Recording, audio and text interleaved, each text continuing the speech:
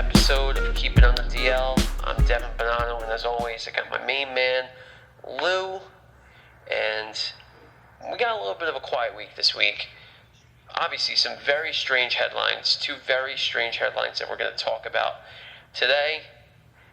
We're going to lead off with arguably the strangest headline we have seen in a very long time, and that deals with now ex-Mets GM Jared Porter, who was fired this week on Monday for sending explicit texts and images to a female reporter. This was, I believe, back in 2016, while he was in the Cubs front office. Basically, he was just harassing her over and over and over again, just saying, complimenting, I put that in quotes, how beautiful she was, and sending just weird selfies and just straight up explicit pictures of himself, and just really the complete opposite of anything you're trying to do if you're trying to really get with a girl or whatever it is. Just really just plain weird behavior. I don't even know what to say, because I burst out loud laughing reading the screenshots, Lou. I don't know if you did, because it's really pathetic. I didn't see all of the screenshots. I saw a few, but the biggest thing to me was 62 unanswered texts. 62? I mean, like, once you hit that, I guess if you send, like, 10 within, like, the first 20 minutes, like, you can't go over, like 20 is the max. Like, you cannot go over 20. I think 20 is the max you can do. Like I said, depending on if the first 10 were in, like, the first 10 minutes. Like, if you were just kind of, like, how I text people where I send, like, 5 messages within 30 seconds. So that counts as 5 messages. You know? So I think, like, if you text like that, then, like, 20 is your max. Like, 20's got to be, like, you can never go over 20. Over 10 is, like, weird. And then over 20 is just, that's like lock them up. All right, I'll give you that, but I think it depends on really who you're talking to. You know, I mean, we both have girlfriends. I don't know about you, but I could send 100 texts to my girlfriend and she wouldn't care, and probably vice versa. Even if it's a person that you don't, like, even to you, I would send 100 texts to you and I wouldn't care. It really just depends on the relationship. Like, he really didn't have anything to do with this chick. Anything more than, I think, 5 consecutive text messages without an answer, like, dude, back off, man. Right. You know? Just over 62, that's clearly obsessive, and this dude's got a problem. I mean, his career is shot. There's no way. No, I don't think so either. And apparently, well, first of all, if you sent me 100 texts, Dev, it would have to depend on the material that you were sending to me before I completely deaded you. Because if you send me 100 texts, I'm going to be very concerned. Don't do that. Don't send me 100 unanswered texts. It'll end up in a block number result. But where will we get? Oh, the reporter, right. So, yeah, he's probably done. Definitely done. And the thing with the story, people go, why is it coming out now? This happened in 2016, blah, blah, blah. Well, this reporter apparently recently had a change of career path. Like, she changed her career path. Like, she's no longer a reporter, something along those lines.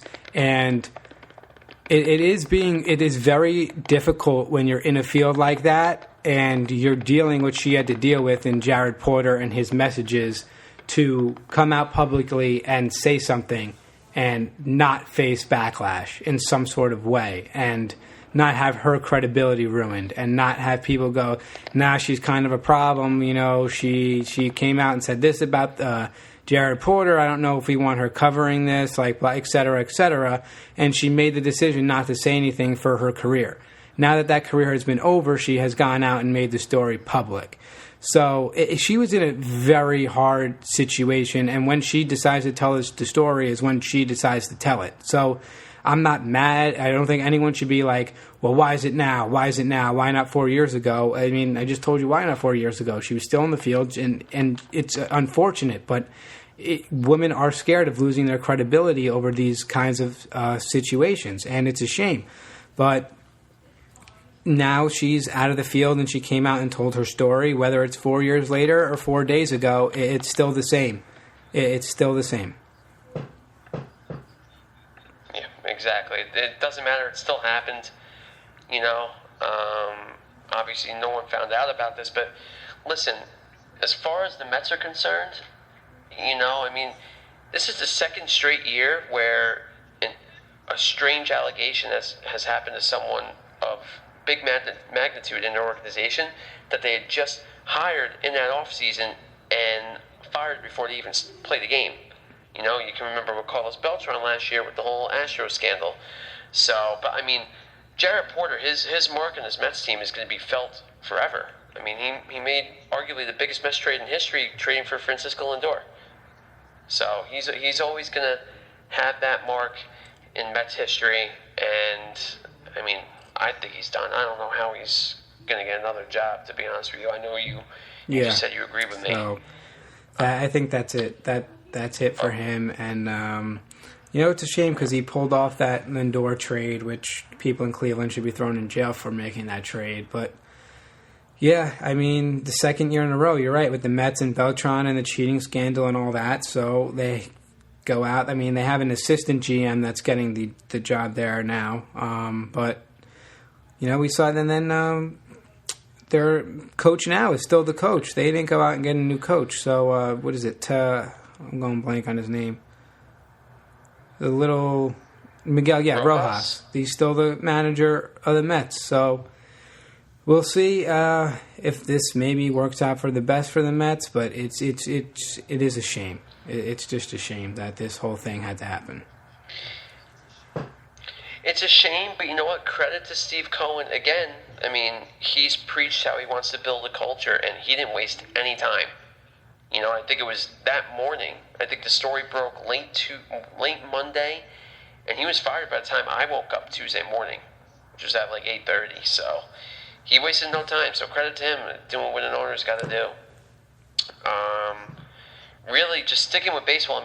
We're really starting to see the hot stove pick up now, which around this time of year sounds about right? Right, about a month before spring training, mid-January, the winter blues, but. Really starting to see the hot stove pick up here. Just some deals that happened over the past week. Really, the most notable happened on Tuesday night. George Springer signed a 6-year, $150 million deal with the Jays. So the Blue Jays finally get their big fish that they've been wanting to get in some sort of capacity. Springer's going to be their guy. I think he's going to have a lot of success up in Toronto. J-Hap, finally not in pinstripes. He signed a 1-year deal with the Twins. Michael Brantley, a guy that was on the Yankees' radar, signed a 2-year, $32 million deal with the Astros. Jose Quintana going out to the Angels. That's pending a physical, no terms on that deal yet. And then we also had a trade with the Mets. I guess their assistant GM made the deal with the Padres and the Pirates. Joe Musgrove going out to San Diego, and the Padres really bolstering up their rotation. They're going to be a force to be reckoned with in that NL West. So baseball's starting to pick up here with pitchers and catchers reporting, I believe, on the 8th. Oh no, excuse me, on the 15th of February. So under a month already, which is crazy, at least for the Yankees.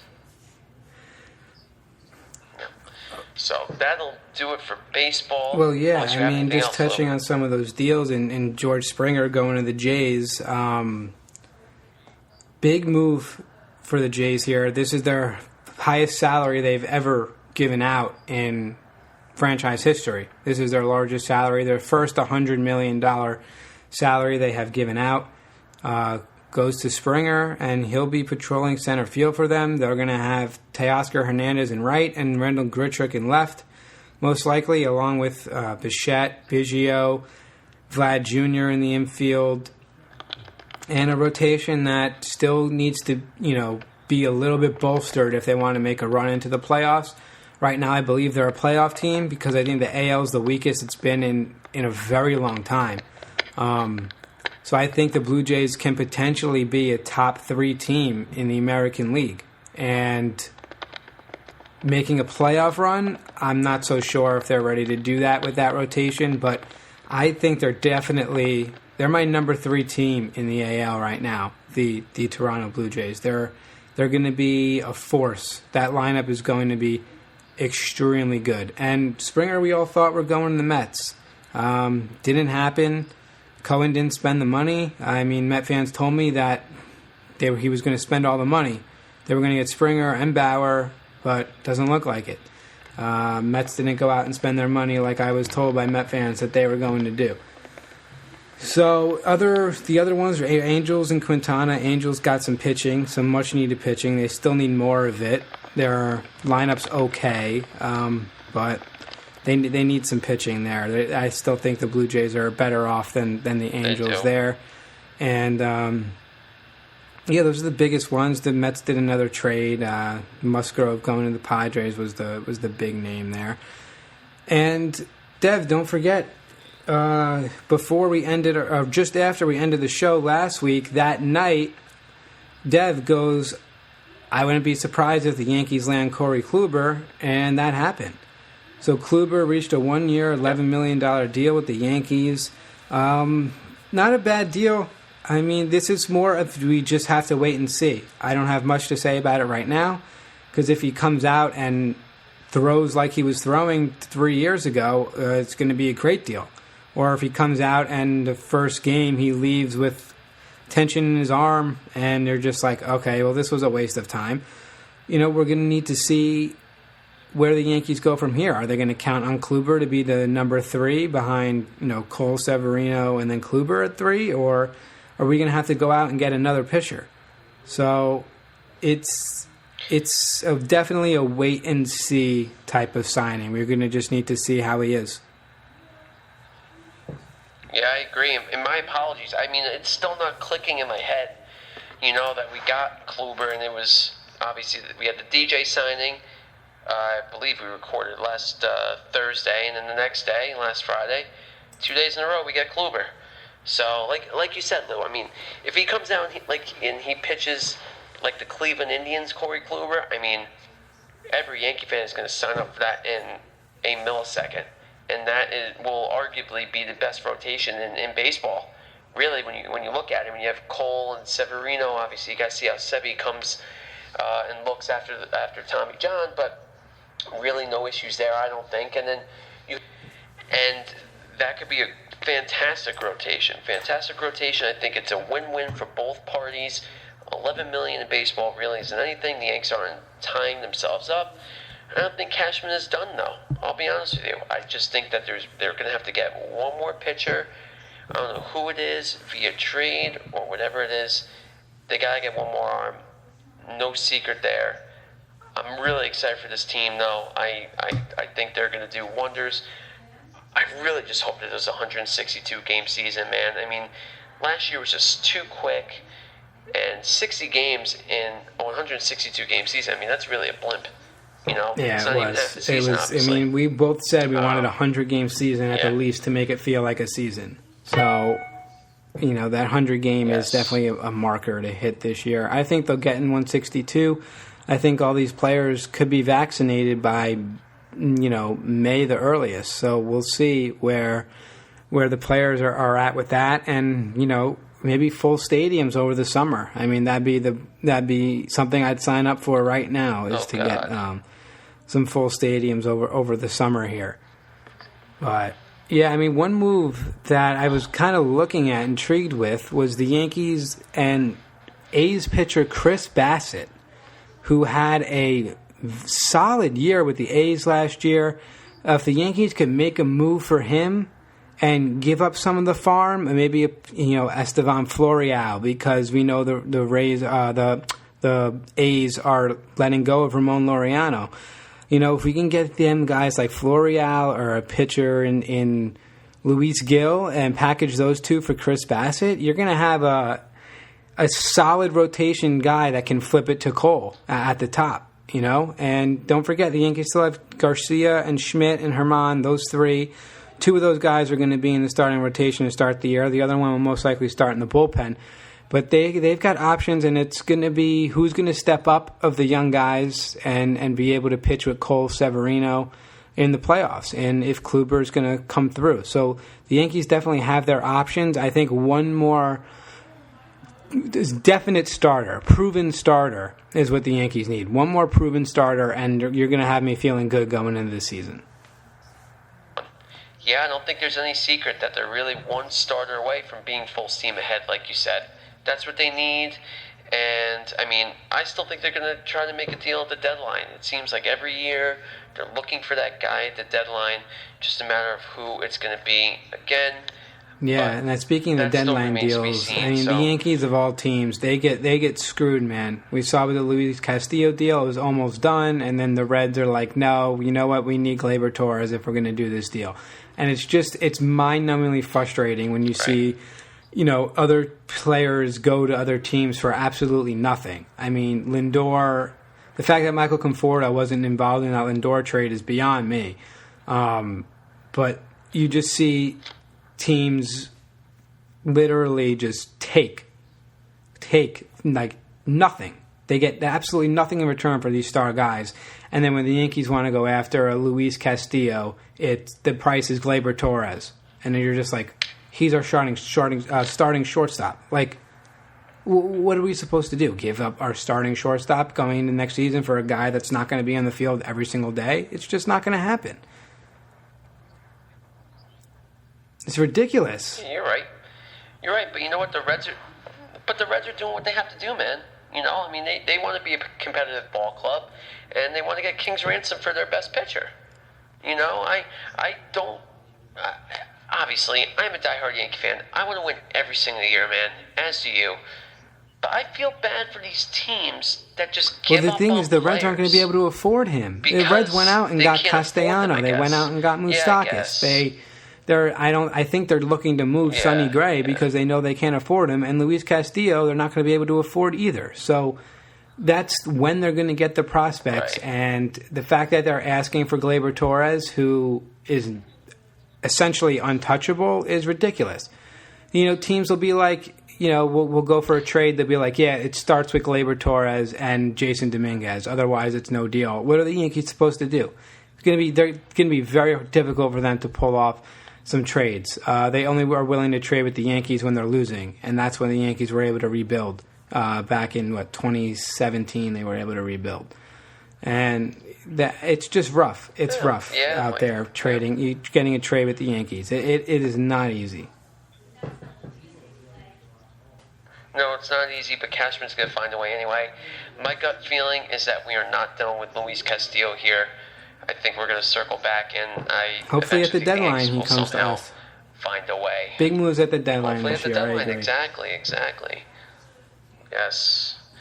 So that'll do it for baseball. We'll touch upon basketball real quick. Last week, I believe Harden was just traded the day before we had recorded. Now Harden's got, I believe, 3 games under his belt? And his first 2, I mean, he went absolutely off. He was not that Harden for sure. He looked like, I don't know what he did. I don't know what his secret is. I'm sure everyone's going to be trying to get it.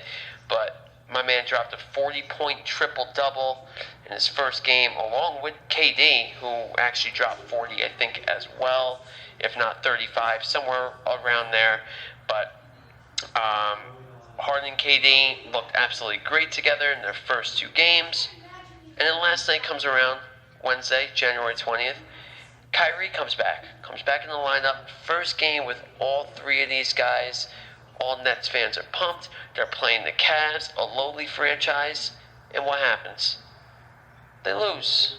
They drop an absolute dub. So hopefully it's not a sign for things to come. Like we've been saying, Lou, I don't know how all 3 of these guys are going to play together. You know, all 3 of these guys can clearly carry the team on their shoulders, just each of them alone. How are all three of these guys going to play together?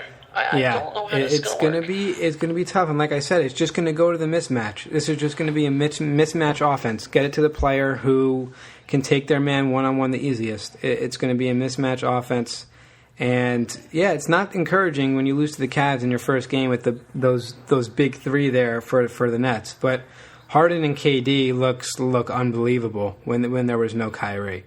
But Kyrie's obviously back now. He got whatever out of the way he needed to get out of the way.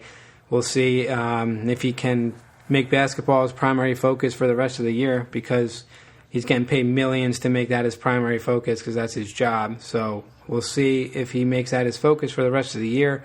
But if not, they have Harden, and I really think that they can compete with anybody with just Harden and KD because of how great they looked. But Kyrie's obviously, you'd rather have Kyrie in your team than not. So let's just say that. Get that out of the way. You're not going to bail on Kyrie because James Harden and KD look better. No, Kyrie is one of the greatest point guards to score since he came into the league. And the Nets are going to be all right. They're going to figure it out. They're going to gel. They're going to be an Eastern Conference final team. But they're going to get it together and move forward, but it's a scary team. Harden looks good. Harden does look good with them. Hopefully they're, the electricity in the locker room, that's going to be the biggest thing for them, is can they get through, the media and all that in that locker room. That's the only thing that I really think that can stop them and hold them back. Exactly. Yeah, they're going to be their own worst enemy. That is for sure. So I think we're good with the NBA, Lou, unless you have anything else. No, that's it. The Knicks went on a little win streak after they did it. They had a skid, but yes, that's about it for the NBA. And I know I told you no before the show because I ain't want to hear you rant about the Devils, but I'll let you get in. I'll give you 30 seconds, Dev. I'll give you 30 seconds to talk about your Devils. Well, while we've been recording, I just got word that the brick wall himself that has helped the Devils win or have points in every game since they started the season over 3 games.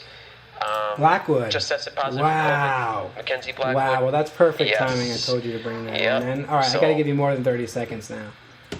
Yeah. Yep. Yeah, thank you. Thank you for allowing more than 30 seconds here. But yeah, I mean, Mackenzie Blackwood, he looks like a Vezina Trophy winning goaltender right now. There's absolutely no question about it, and any hockey fan should be able to tell you the same thing. He looks like a franchise goaltender. He looks unbelievable, sub-2 goals against average, and the Devils are scheduled to play the Islanders in just about an hour here, and about 20 minutes ago, just got word on my Twitter that he tested positive for COVID, so he will be out for the next week. But this is what we're going to be battling in the NHL and the MLB, or rather the NBA. This is just what's going to happen, and this is the new injury, I guess, per se, that all these teams in professional sports are going to have to deal with, and this is when depth becomes very important if you want to be competitive this year. So the Devils are definitely going to be climbing up a mountain with this one, with arguably their second best player on the COVID reserve list, and a very tough schedule over the next 2 weeks, or next week, that consists of 2 games against the Islanders and 2 against the Flyers. So definitely bad timing, but we'll see what happens. But otherwise, the Devils have been playing extremely well, and the Rangers look really flat on Tuesday. Well, yeah, I mean, Blackwood puts that whole team on the Devils' shoulders. He really does. Having over 40 save performances a night. I think the Rangers are young. They got some new guys on their front line. They're going to be okay. They're just going to need to work together, gel a little more, and work harder on defense. Because, Shesterkin needs to get going, get in a groove. If he wants to prove that this job is his, he needs to get going and have some good performances back there, have some 30-save games, and so on and so forth. But still early in the season. We'll see where they are in a couple weeks from now when they reach the 1/3 of the mark, because it's a 60-game season. So we'll see where they're at after 20 games or so. But that's a big mark. Yeah, the 20-game mark is when we're going to find out a lot. Oh yeah, that's almost half the season already. So definitely in the I always forget 58 or 56 game season, one of those two. um, so still very early here. So it'll be a quick little NHL blimp there, but we got the big show this weekend. We got championship weekend, Lou, this weekend. You know, the Super Bowl was not delayed. NFL championship weekend happening on pace. As much shit as we talked about the NFL, Lou, I mean, dude, we gotta give it to them. There was not a hiccup all year. Not a hiccup all year, and it looks fantastic. And we got some great showdowns this weekend with the Chiefs and the Bills vying for the AFC title, and the Packers and the Bucks over in the NFC.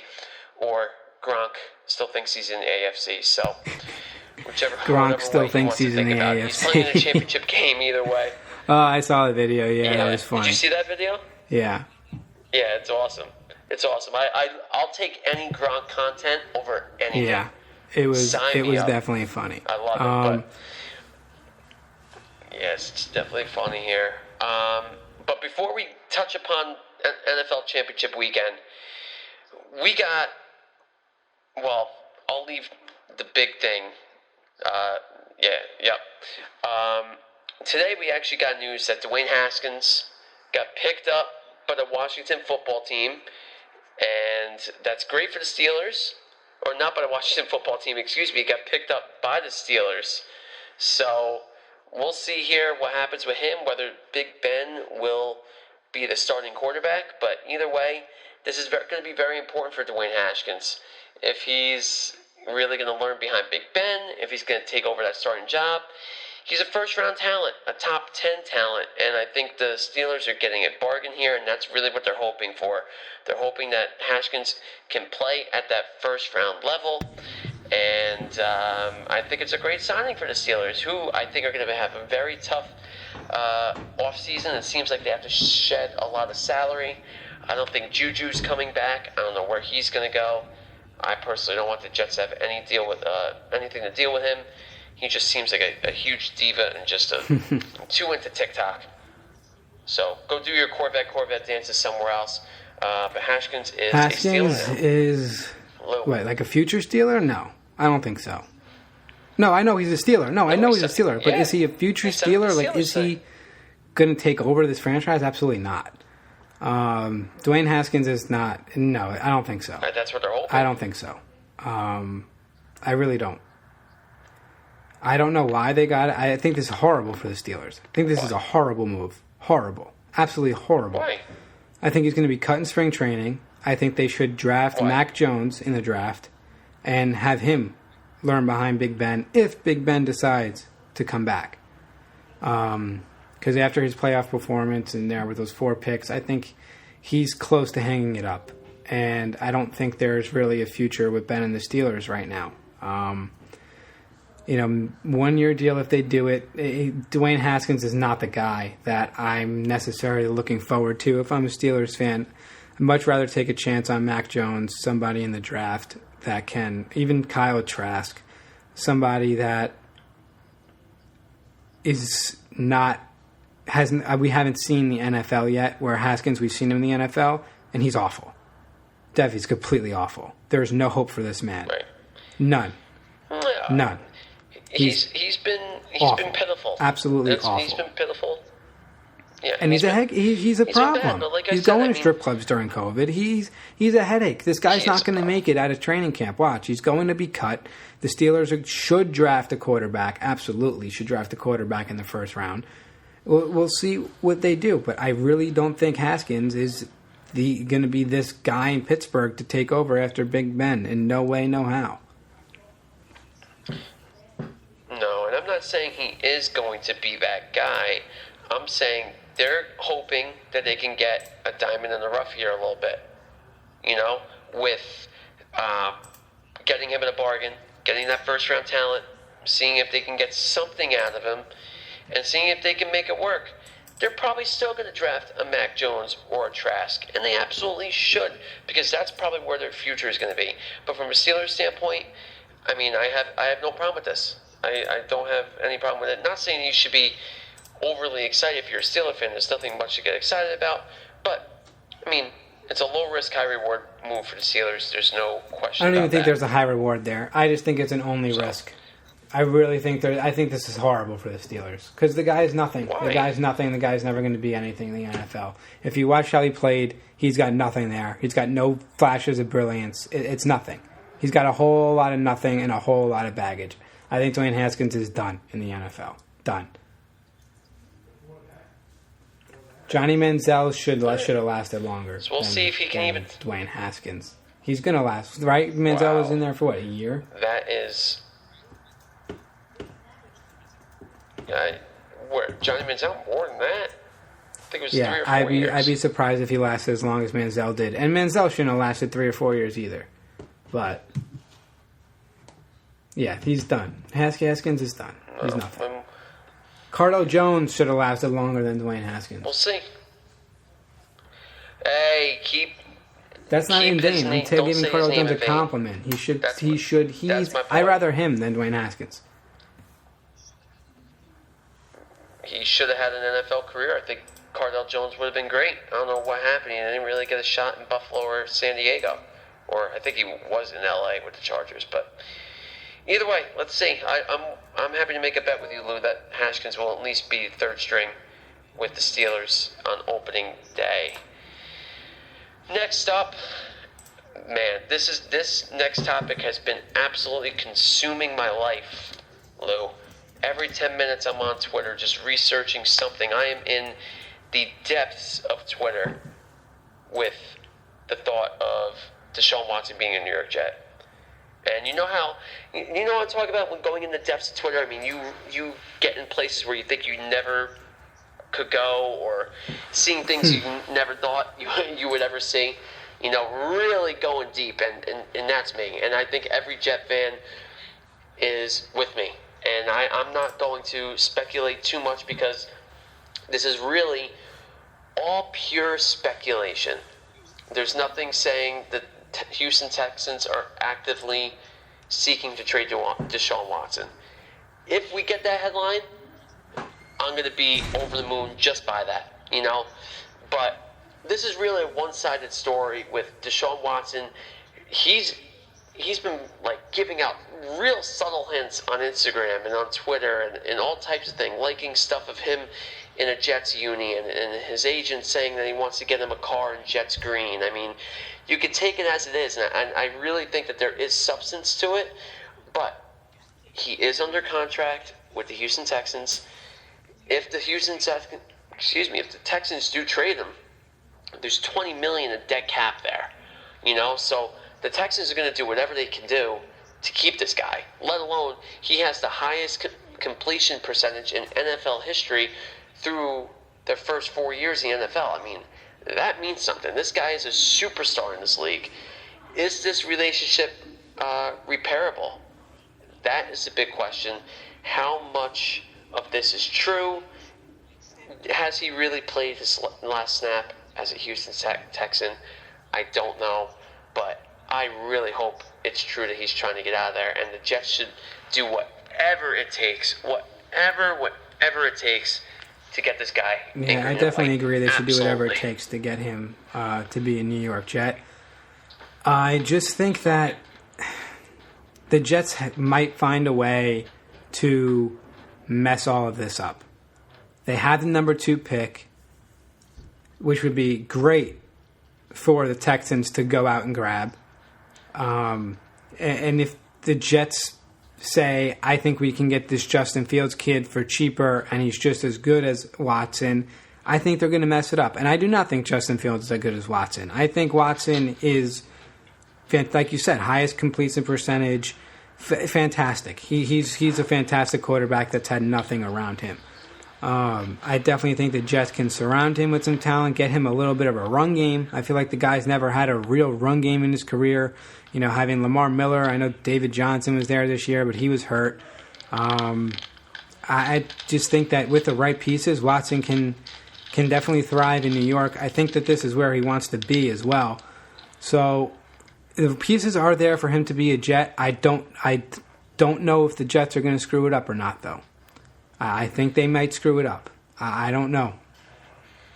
But the pieces are there for him to be a Jet. The Texans can get the number 2 pick and take a quarterback, or they could get Darnold in return and think that, a change of scenery for Sam in Houston would be good. But then Sam would be going to another franchise that would not be good for him. Sam Darnold's career would be wasted by the horrible franchises. So I think draft a quarterback at 2. They can find a replacement for Watson. I mean, the Texans are in a mess. They're in a mess of a situation. I do think Watson is going to be traded. I just don't know if it's going to be to the Jets. We'll see. But definitely having the number 2 pick, that's where they want to be, because the Jags are not letting Lawrence go. So they're the sexiest trade pick there for the Texans. If you're going to pick up the phone, the first call you're going to make to the Jets and see what they can get for him, and the Jets should not be shy about it. I mean, you're going to get rid of those first round picks that you got for Adams and so on and so forth. And every pick you have this year in the first round, and it's going to be worth it. Right. Absolutely, it's going to be worth it. And this is the most unique opportunity in Jets history. I will go as far as that. The Jets have not had a franchise quarterback since Joe Namath. Come on, Vinny Testaverde. The fact... Chad Pennington. Not a franchise quarterback. Sanchez, obviously. Pennington wasn't a franchise quarterback either. They made the playoffs 3 times with him. They made one AFC championship game with Pennington. A franchise Come on, quarterback. now I'm just naming quarterbacks now. So... Thanks. I know. You did pretty well, though. I'll give you that. But, listen, it's easy for you to say from a Giant perspective because you lived with Eli for 14 years, and you had 2 Super Bowls, and you had playoff appearances. Jet fans have never had this. It's not like Watson saying, I want to get traded, and Houston is making him available, and the Jets are saying, oh, man, we wish we had the resources to get him. We really would. The stars are aligning here. If you're Joe Douglas, and I don't think he's stupid, I really think he will do whatever it takes to get Deshaun Watson if he is available, if they make him available. This is just too perfect of a match. You get your franchise quarterback under control, 25 years old. He'll be 26 on opening day.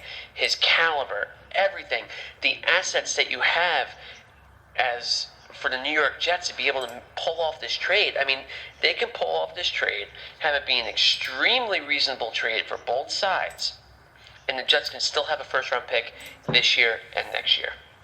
It's unbelievable. It's absolutely fantastic. And for me, I always think about this: if you're trading a first-round pick for a high-caliber player, you're using that draft pick towards that player. Does that make any sense? So really, the Jets can look at it that they're drafting Deshaun Watson with the number 2 pick, which you do 100 days. Of course, that's the way to look at it. We're going to get Jackson with the number. We're going to get Watson with the number 2 pick. 100%. That's how you have to look at it. Exactly. Yeah, it's exactly how you have to look at it. And I don't know, man. I just don't know. Like you said, is there substance to this? I don't know, and I think it's too early to tell. And whether you like him or not, I've been following him since my sophomore year of high school, and he is the best out there. Highly recommend following him. Incarcerated Bob on Twitter. He somehow gets a scoop on literally everything. I don't know how he has as much hate as he does, but he is a Jet fan, I can tell. He says, just wait till after the Super Bowl, things will start getting going, and I agree with him. I don't think anything's going to happen now.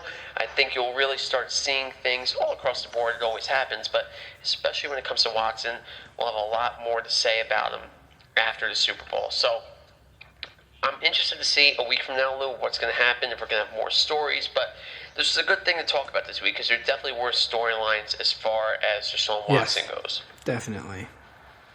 So I'll wrap up the Watson talk right there. And we'll segue into championship weekend, right? Well, actually, pause. Excuse me. We'll hold off there for a second. Yeah, just give us the coaching carousel, rapid fire. Who hired coaches? Everybody. These are your new coaches. Yeah, these are your new coaches. I just X'd out of the screen. I had a nice... Hold on. Let me see. Obviously, you got Salah over in New York. Let me see. Well, I'll here. talk Give me about a one second. while you get that up. It's Dan right Campbell here. of the Lions had an interview. Yeah. Big football guy, obviously. He tried to... I think football he guy. might be too much of a football guy. He seems too much. Yes, there No is. such thing. Because Joe Judge is the perfect amount of football guy. Why, you don't want Joe to eat Judge was the kneecaps? perfect amount of football guy. He got up there, he was articulate, he spoke with confidence and clarity, and you were drawn in on him. Dan Campbell just seems like, we're going to get knocked down, but we're going to take off your kneecap. And then when we get back up, we're going to take off your other kneecap. And then when you knock us down again, it's going to take you three more shots to knock us down. And you're just like, okay, Dan, slow down. Like, he's got the he's too much meathead football guy, in my opinion. We'll see how he does with the Lions. Definitely a different, it's staying the course here. We've seen a lot of football guys hired with Joe Judge, and then Saleh with the Jets. Now Dan Campbell with the Lions. But I think Dan Campbell might be one too many. He's just a little too far out there, in my opinion. We'll see how the players respond to it, but he's got the right idea. I don't know if he comes across that way, but I think he's got the right idea, and we'll see how the players respond to it. But Dan Campbell is your new coach of the Lions there. Absolutely, yep. So I think you touched upon that pretty good. Dan Campbell out in Detroit. See if he can turn around the culture out there. Definitely a football guy, no doubt about that. Whether he's too much of a football guy, I don't think there's ever such a thing. But Dan Campbell with the Lions, obviously you got Salah with the Jets, my boy Urban Meyer in Jacksonville, Arthur Smith in Atlanta, Brandon Staley in LA, so he's moving from one end of SoFi Stadium to the other. He was in DC for the Rams. And the Eagles just today hired Nick Sirianni, who was the OC for the Colts. And guess who's the only team without a head coach right now? Oh no, the Eagles just hired. The only team, because they don't know what they're doing. Yeah, they don't know what they're doing. So you can't blame Deshaun Watson, man. You can't. The season's been done for 3 weeks. You don't have a head coach yet. Come on. And then basically just interviewed Bieniemy. I mean, that's the only head coaching job available right now. It took them. So Bieniemy, I mean, not going to be a head coach? If Bieniemy goes to Houston, Watson stays. I think it's that simple. It has to. But I don't know. I don't know who's on the Texans' radar, what they're waiting for there. I thought the Jets were bad. Well, I get it, because the Jets have been this bad on multiple occasions, multiple years. So I get it. And for once, they're not dysfunctional. But the Texans have taken over that title in the AFC, I guess. Right. It's brutal. It's really bad. It's really bad down in Houston right now. So yeah, I mean, that's a head coaching carousel for the NFL. I would love to sit in on one of his interviews and see why he's not getting the job. Because obviously, I don't know if he comes out and says, like, yeah, it's really Andy Reid calling plays, because that's not the best thing to say in the interview. To say, right. to be like that and be like, yeah, I don't really do much there. Andy Reid calls a lot of the plays. I'm kind of just the one with the clipboard. And you're just, is that what he says in interviews? I don't know. Yeah. But I don't know why the guy hasn't been hired. He obviously worked with Pat Mahomes, and obviously he's thriving big time. I'm not quite following why he's not getting a job. And it's not making a whole lot of sense to me. And look, it's not. I'm not going to be.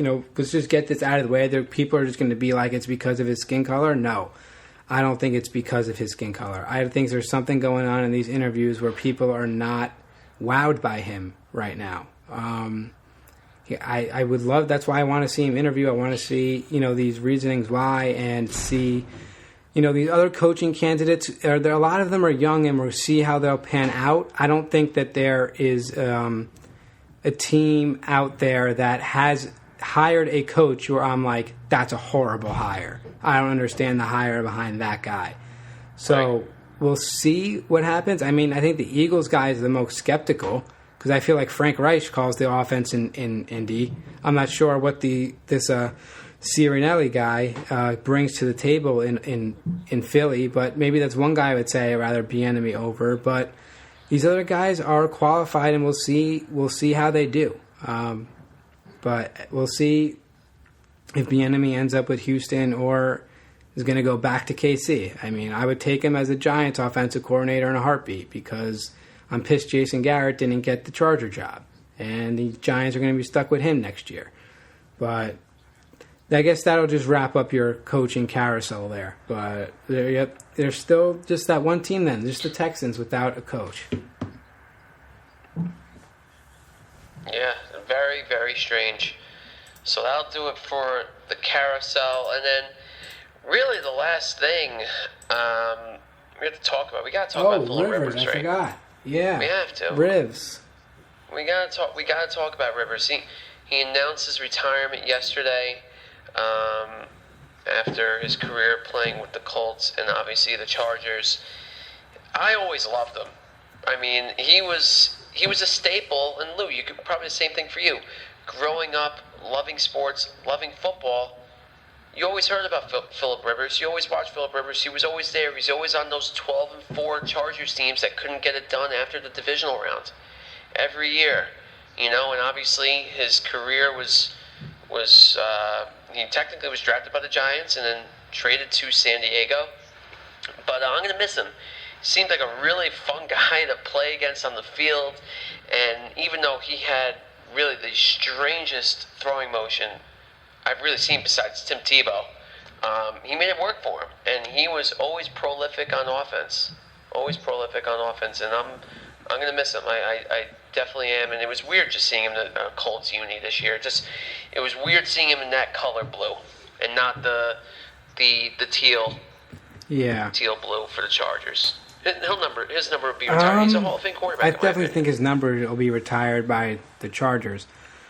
A Hall of Fame quarterback, though, it's a jump. I think we're going to see a lot of young guys coming up that aren't Hall of Famers that are going to put up numbers better than Phillip Rivers, and allowing Phillip Rivers into the Hall of Fame would be allowing more quarterback, which became a much more quarterback-driven league, a much more quarterback-statistical league into the Hall of Fame.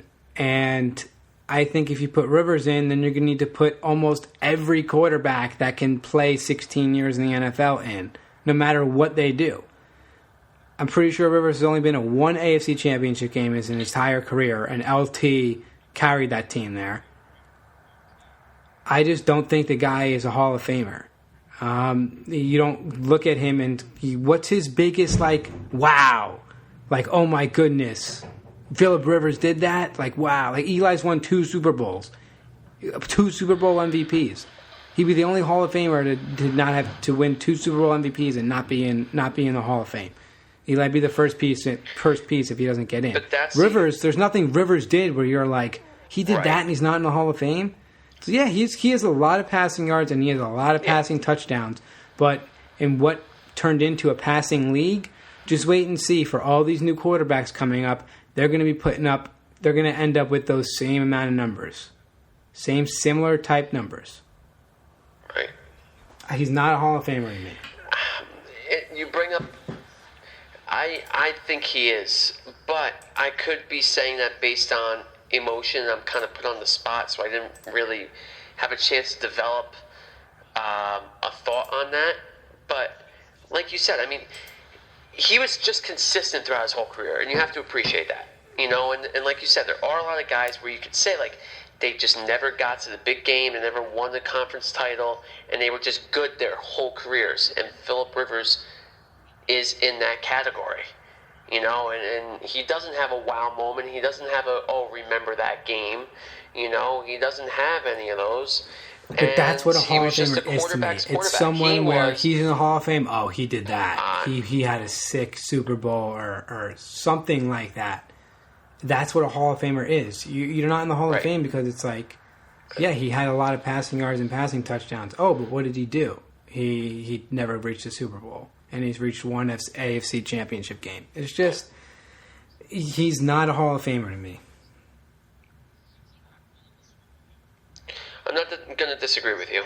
I guess on the surface he's not. I mean, he had a 65% completion percentage for his career, threw for over 63,000 yards, and threw for over 400 touchdowns. But that's the thing. Putting him in, to me, opens up a big can of worms with these future quarterbacks that are going to put up those numbers and not amount to anything, just like Rivers did.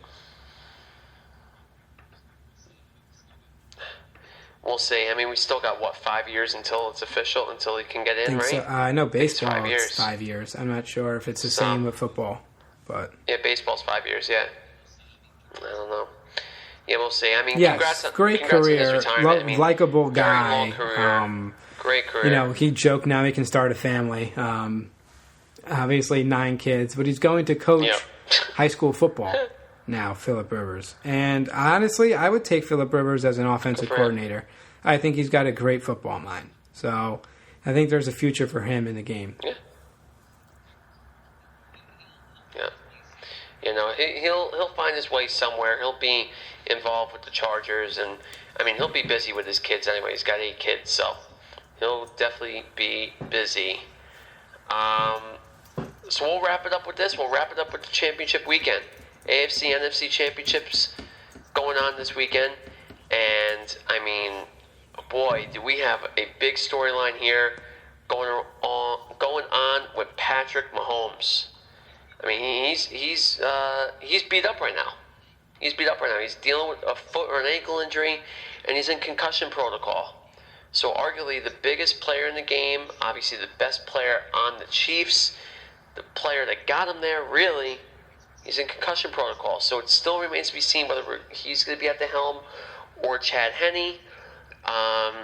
But both of these games are going to be awesome games. Whether Mahomes plays or not, I think that Chiefs-Bills game is going to be fantastic. Yep, I think the Bills have a solid chance at winning that football game. I do.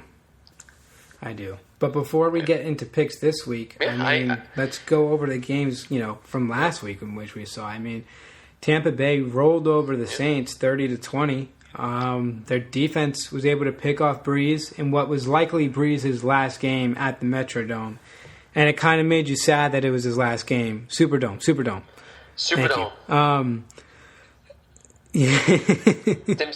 Flint, Michigan Mega Bowl. So Drew Brees probably played his last game. One of the greatest quarterbacks of all time. And just sad to see him go out like that, but really, it tells the story of his career. He's been able to win that one Super Bowl, but just couldn't, in some of these big games, even at home, not able to get it done. And it wasn't because of the Saints' defense. This game was really because Drew Brees didn't play well enough. That's really why the Saints lost. The Bucs D was able to give Brady great field position in interceptions and turn the ball over. I wouldn't say Brady won the game either. I would say the Bucs D picking off the ball and giving Brady great field position and Brady being able to execute is the reason that they won this game. But just sad to see Drew Brees go, and it's a rough game for Drew Brees, and then obviously Brady Brees had the moment at the end of the field on the field at the end of the game, which was nice. Yeah, Brady throwing to his kids in the end zone, which was fun to see. But yeah, that's my take on that game. Yeah, I agree. I think the coolest part of that game was the end, and the person who shot that video and got that deserves all the credit in the world, because that was so cool to watch. And it was sad seeing Breeze go out in that way, but I mean, I don't know if you saw his wife's Instagram post yesterday or heard about it, but she said he was playing through so many more injuries besides his ribs. I mean, the guy was a warrior this year, and Michael Thomas said that he had a bunch of injuries as well, but was playing through them for Breeze as well. So it's really no secret that this was his last year I'm going to miss him too. I loved seeing Breeze. I mean, he had a rocket of an arm. I just remember him throwing absolute bombs at Marcus Colston way back when, and even when he was a Charger too. So he had a very interesting career and a true underdog story. Credit to him. And he's been an absolute role model and a great guy too. I was always a big Drew Brees fan, so happy retirement for him. Very well deserved. And I think he's going to be great on TV. And he's going to get a payday. Absolute payday wherever he goes. I think with NBC. But he and Romo on TV, they're going to be great. I'm going to love watching games next year with both of them on TV with CBS and NBC. So that'll do it for the divisional round. But well, we got to go through a couple more quick games. We had game? Green Bay Rams was as predicted. Oh, yeah. Not much to go over there with Green Bay Rams. Of course. Yep. Bills, too. I thought the Bills would beat the Ravens. Other people thought otherwise because the Ravens were hot coming into the year. They were hot because they played the weakest schedule coming into the playoffs. And Lamar Jackson, like I said, the guy's not going to get it done in the playoffs. Your quarterback needing to run for 100 yards a game is not how you win playoff football. It's just not. You saw that red zone pick six. That's when the game ended. The Ravens D played spectacular. That's why the Ravens were in the game. That Raven defense was extraordinary. They played extremely well. And if I'm the Ravens, I'm going after Deshaun Watson. I really am too. Oh, 100%. I'm done. I found the Ravens. I know I can't win Lamar Jackson. I can get to the playoffs, but man, I'm not going to win it. I'm not going to win the playoffs with Lamar Jackson. I go right after Deshaun Watson. Why? Because Deshaun Watson can throw for 300 yards in a playoff game. Lamar Jackson cannot. Maybe you can get him some more weapons. I mean, Hollywood Brown's basically his number one target. I mean, Mark Andrews is a phenomenal tight end. But the Ravens, you got to be able to throw the ball in the playoffs, and they're not able to, which is why they ended up losing to the Bills. Great to see Bills Mafia turn out there, by the way. And then you got the KC news. Is Mahomes going to play Sunday? He got the concussion in the game against the Browns. Chiefs kind of went as you expected, aside from Mahomes leaving the game. The Chiefs went up early. They managed to stay up most of the game. Cleveland made it close there at the end, especially with Henne coming back into the game, throwing that awful pick, but then running for an amazing 11.5 yards. Brutal. So, good for them. Yep. Yeah, no, very good for them. I mean, he did what he had to do at the end of the game. I mean, that play. I know. No one thought they were running the play. What a call. The setup balls on Andy Reid, man. I mean, every single aspect of it. The fact that he gets in the line, and Romo, who is right 9.9 times out of 10, is saying no way they're going to call play. No way they're going to call play. And they did. On their own 45 and up by 4 points, they ran a play. I mean, that's unbelievable. With Henne, too. It wasn't even like Mahomes. Little play, nothing fancy. With Henne, too, of course. That's the whole thing, is that it was with Henne, you know? Hill just ran a quick little flat, stayed in bounds, too, and that was the game. I mean, that was unbelievable. If you're Andy Reid, I don't care how experienced you are. Super Bowl winning coach, been in the Super Bowl twice, been a head coach for really 20 years. How is your heart not in your stomach on that play? I know. I don't get it. Thank God I'm not a Chiefs fan, man, because I wouldn't have been able to watch that. Yeah, absolutely. And it worked for him. So, I mean, even if Mahomes doesn't play, you have to trust Andy Reid, and you have to trust Chad. Trust in the offense. That's the thing. They trust in their offense so much. Tyreek Hill, Kelsey, I mean, yes. They trust their offense. All right, pick time. Absolutely, as they should. Here we go. As they should. Pick I'll time. start us off. Got, I've been good with the spreads in the first 2 rounds. Last week I hit my Bills -2.5 and my Green Bay lock. So I picked up 3 points to go make my total to 5. This week I really like the Bills again, but I'm not going to do it. I'm not going to pick the Bills twice, especially if Mahomes plays. I feel like it's a risky play. But what I do like here, in a freezing cold game that has a chance of snow, I'm going to take Bucks Green Bay under. Under 51.5. 27-24 final still hits the under. I like the under here. I think Tampa's got a good defense. I think Green Bay's got a good defense. I really think that this game could be a 24-20, a 21-20 kind of ending to it. I like the under 51.5. And, my lock this week is going to be Green Bay. Not confident in it at all. I just don't. That's the game I got to pick. I got to go Green Bay. I don't think the Chiefs and Bills is going to be tough. I mean, if I knew Mahomes was out, I could change that to the Bills. But with the threat of Mahomes playing, I'm going to go Green Bay as my lock. And Dev, just to refresh you from last week, you had Bucks plus 3.5 covered easily, and KC was your lock. So, what do you got this week? Still 1 point behind. Yeah, I mean, listen, I'm going to try to take the lead this week. Not even going to try to tie. But listen, I think you'll agree with me. I can really see. Yeah, I could see all four of these teams winning. I could see the Bucks winning. I could see the Packers winning. I agree. That's the one. Sorry to stop you here, but I definitely agree with everything you just said. I can see every one of these teams winning, and I see the Tampa Bay winning the least, if that makes sense. They're the lowest on I think that they can win. Yeah, absolutely. But I think they can win. I still think they can win. I agree.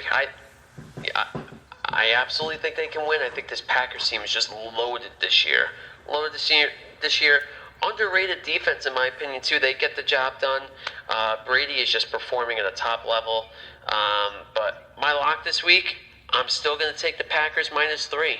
I love that -3 at home in Lambeau. Obviously, Brady, no stranger to playing in cold weather with all his years up in Foxborough.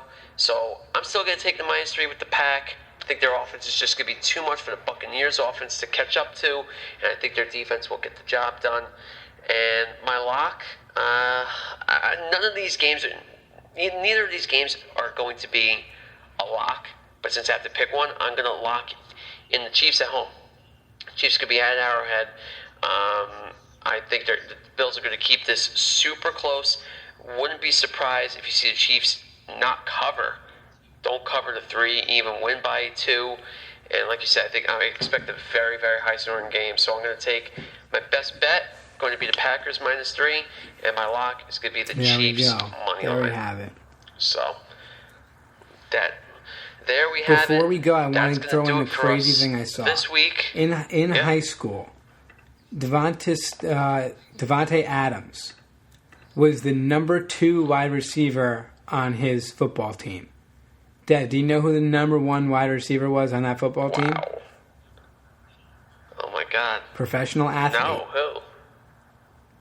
Not in the NFL. Not a football player. Not in the NBA. Wow. Who? Baseball. Baseball? He put on a show in the home run derby. Who is it? In the home run derby. Trout? No, it's He put Jersey. on a show in the home run derby 2 seasons ago. Nope. Oh, Alonso? Alonso didn't put on a show. Who? There were 2 guys that put on a show in that home run derby. It was Vlad Jr. and this person. Vlad Jr., yeah. And who else? Oh, the Dodgers. The Dodgers. Jock Peterson was the number 1 wide Peterson? receiver on Devontae Adams' high school football team. Holy. Finished with more catches, knowing yards, and touchdowns than Devontae Adams. Dude, that's crazy. Wild. How about a random fact? That's so cool, Lou. I'm glad we ended with that. That's absolutely wild. I'm stuff. baffled by that. That is wild. That is crazy stuff. Crazy stuff. So, there we go. Jock Peterson's a better wide receiver than Devontae Adams. No secret about that. Let's see if Devontae Adams can say he's a better wide receiver than Jock Peterson after this weekend. So, we'll see. We'll have a Super Bowl matchup next week when we talk. I'm really pumped. So, that'll do it, guys. Thank you very much, as always.